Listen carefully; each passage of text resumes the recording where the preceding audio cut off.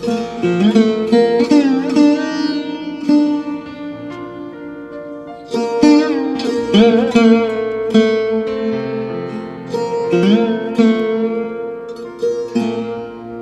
revered poet, a mercurial writer, a calming musician, a cursive painter, a prolific composer. Tagore was all of this and much more. Gitanjali, Tagore's divine offering of songs, has touched the hearts of people the world over. Indeed, in this mysterious and unfathomable ocean called Tagore, we drown, we experience, and then swim ashore. Tagore is for all moods. Tagore is for all occasions. Tagore is omnipresent, and Tagore is forever. When the creation was new and all the stars shone in their first splendor, the gods held their assembly in the sky and sang, "Oh, the picture of perfection, the joy unalloyed." But one cried of a sudden, "It seems somewhere there is a break in the chain of lights and one of the stars has been lost." The golden string of the harp snapped. Their song stopped, and they cried in dismay. Yes, that lost star was the best.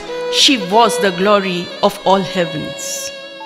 From that day, the search is increasing for her, and the cry goes on from one to the other that in her the world has lost its one joy.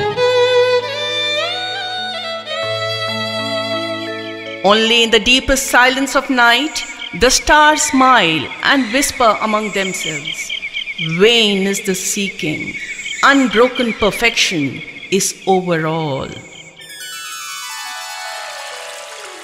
The same stream of life that runs through my veins night and day runs through the world and dances in rhythmic measures. It is the same life that shoots in joy through the dust of the earth in numberless blades of grass and breaks into tumultuous waves of leaves and flowers. It is the same life that is rocked in the ocean cradle of birth and of death in ebb and in flow. I feel my limbs are made glorious by the touch of this world of life, and my pride is from the life throb of ages dancing in my blood this moment. When the heart is hard and parched up, come upon me with a shower of mercy. When grace is lost from life, come with a burst of song. When tumultuous work raises its din on all sides, shutting me out from beyond, come to me, my Lord of silence, with thy peace and rest. When my beggarly heart sits crouched, shut up in a corner, break open the door, my king, and come with the ceremony of a king.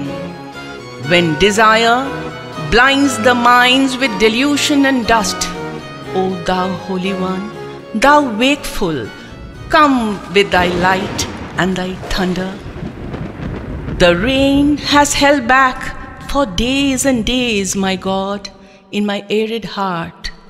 The horizon is fiercely naked, not the thinnest cover of a soft cloud, not the vaguest hint of a distant cool shower. If it is thy wish, send thy angry storm, dark with death, and with lashes of lightning, startle the sky from end to end. But call back, my Lord, call back this pervading silent heat, still and keen and cruel, burning the heart with dire despair. Let the cloud of grace bend low from above, like the tearful look of the mother on the day of the father's wrath. You came down from your throne and stood at my cottage door.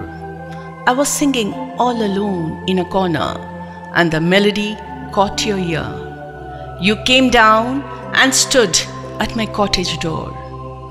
Masters are many in your hall, and songs are sung there at all hours. but the simple carol of this novice struck at your love. One plaintive little strain mingled with the great music of the world, and with a flower for a prize, thou came down and stopped at my cottage door. On the slope of the desolate river, among tall grasses, I asked her, "Maiden, where do you go shading your lamp with your mantle? My house is all dark and lonesome. Lend me your light." She raised her dark eyes for a moment and looked at my face through the dusk. "I have come to the river," she said, "to float my lamp on the stream when the daylight wanes in the west." I stood alone among tall grasses and watched the timid flame of her lamp uselessly drifting in the tide.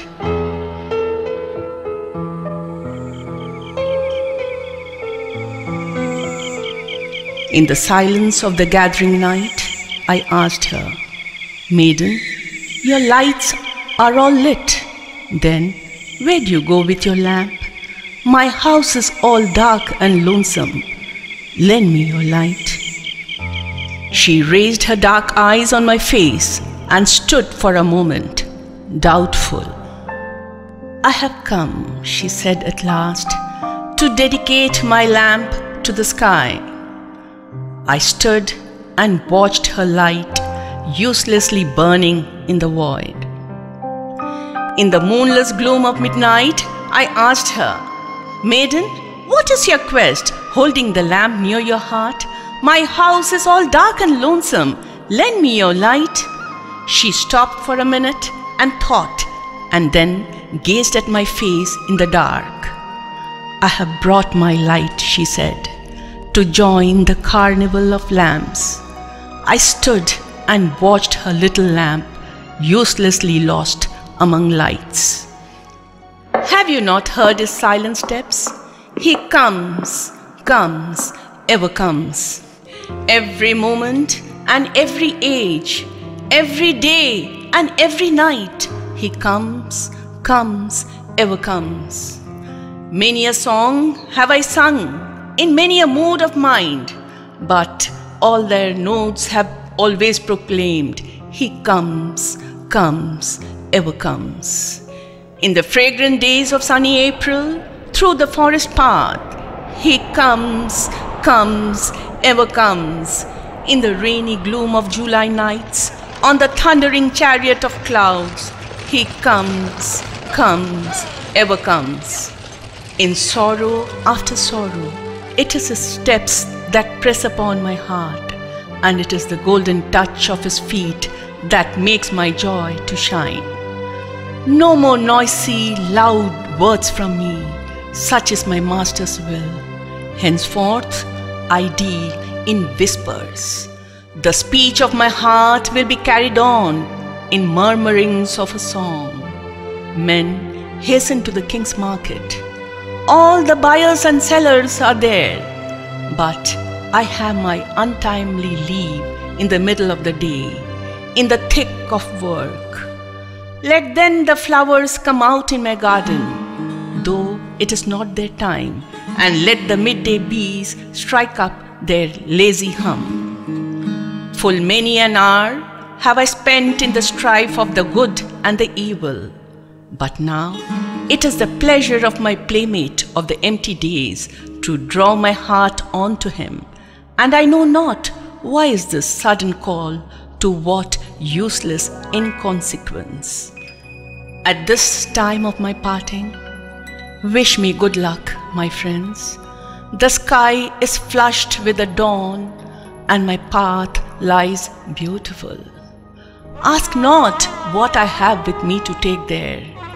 I start on my journey with empty hands and an expectant heart. I shall put on my wedding garland. Mine is not the red-brown dress of the traveler, and though there are dangers on the way, I have no fear in mind. The evening star will come out when my voyage is done, and the plaintive notes of the twilight melodies be struck up from the king's gateway. I have got my leave. Bid me farewell, my brothers. I bow to you all and take my departure. Here, I give back the keys of my door, and I give up all claims to my house. I only ask for last kind words from you. We were neighbors for long, but I received more than I could give. Now the day has dawned, and the lamp that lit my dark corner is out. A summons has come, and I am ready for my journey.